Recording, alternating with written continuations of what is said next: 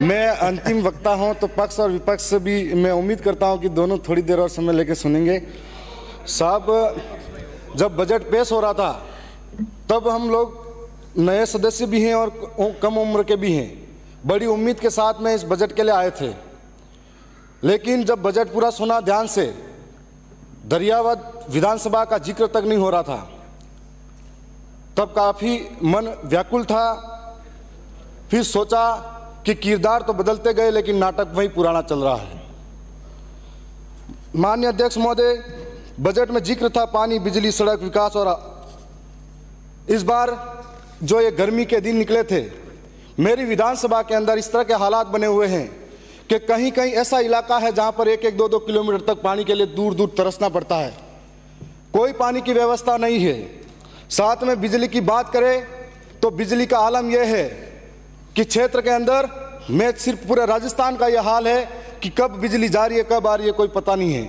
और शहरों के अंदर तो बिजली दिन में 24 घंटे भी देते हैं, लेकिन गांव के अंदर पता नहीं इंसान रहते हैं या नहीं रहते हैं, इसलिए गांवों के अंदर बिजली नहीं देते हैं। 2 से 3 घंटा बिजली मिलती है।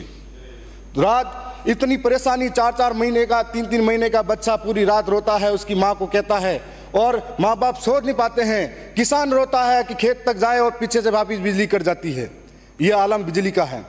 माननीय अध्यक्ष महोदय, मैं सड़क की बात करूं तो हमारे साथ इस तरह का धोखा हुआ है कि आज़ादी के आज 75-76 वर्षों बाद भी मेरी विधानसभा के ऐसे कई इलाके हैं जहां पर आज भी रोडें नसीब नहीं है उन लोगों को, और आज इस बजट में हमारे इस तरह का कोई नाम तक नहीं आया। सड़क की बात करें तो बारिश के टाइम पे बहुत सारे गांव ऐसे इलाके में बसते हैं जहां पर अगर पानी आ जाता है, नाला भरा रहता है, तो उसको कोई मरीज बीमार हो जाता है, उसको इंतजार करना पड़ता है कि उस नाले को पार करूं, पानी नीचे जाएगा तब। यह हालात बने हुए हैं। और एक विकास के नाम पर आदिवासियों के साथ में बहुत बड़ा धोखा हुआ। मैं बजट के बारे में बड़ी उम्मीदें लेकर बैठा था, न सड़क के लिए, न बिजली के लिए, न पानी के लिए कोई बड़ी व्यवस्था हुई।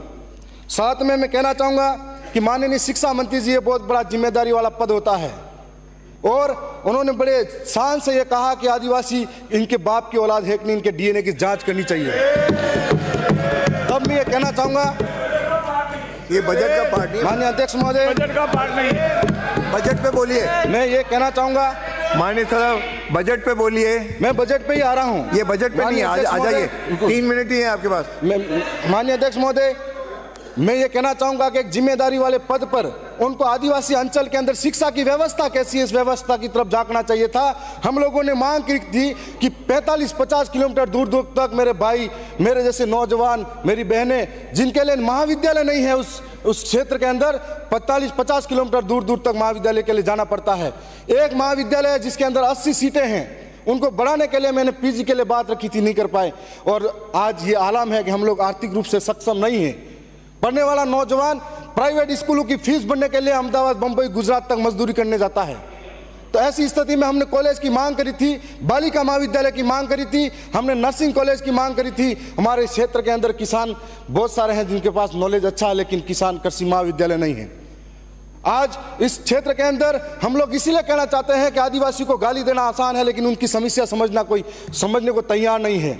आदिवासी इलाके के अंदर आपने, सरकार ने 100 स्कूलें, कर्मोन्नत और 50 विद्यालय नए खोलने की बात कही है। मेरे वहाँ पर ऐसे कई महाविद्यालय हैं जिनकी स्थिति यह है कि जर्जर भवन हो रहे हैं। जिंदगी हाथ पे लेकर बच्चे स्कूल के अंदर बैठते हैं, कोई पेड़ के नीचे पढ़ाई कर रहा है।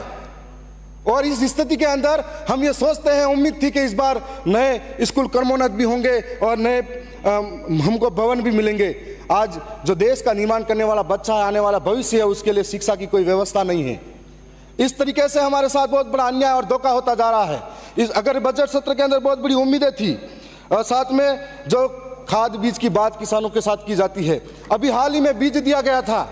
ऐसी स्थिति थी कि 30% लोगों को बीज बांटा गया, 70% को नहीं मिला, और आपस में गांव में लोग लड़ाते रह गए और जनप्रतिनिधियों के साथ गाली गलौज करने पे उतर गए। हर साल किसानों के साथ में कालाबाजारी होती है खाद के नाम पर, और हर साल खाद के नाम पर कालाबाजारी के अंदर ये जो कंपनियां हैं, इन कंपनियों के मार्फत से किसानों को जो नहीं चाहिए वो भी जबरन थोपा जाता है। साथ साथ में इस तरीके की कंपनियों पे भी कार्रवाई होनी चाहिए। वीको पॉइंट और हमारे क्षेत्र के अंदर 2 बार किसानों ने बड़े आंदोलन इसी वजह से किए थे और कई किसानों पे मुकदमे हुए थे।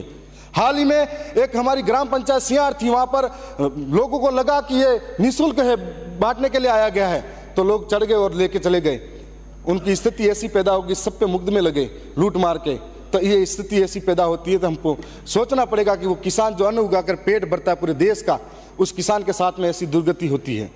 माननीय अध्यक्ष महोदय, ट्राइबल क्षेत्र के अंदर हम अगर शिक्षा की फिर भी बात करें तो हमारे इलाके के अंदर जो 12वीं 11वीं कक्षा हैं उनके अंदर व्याख्याताओं की कमी है, कोई पढ़ाने वाला नहीं है।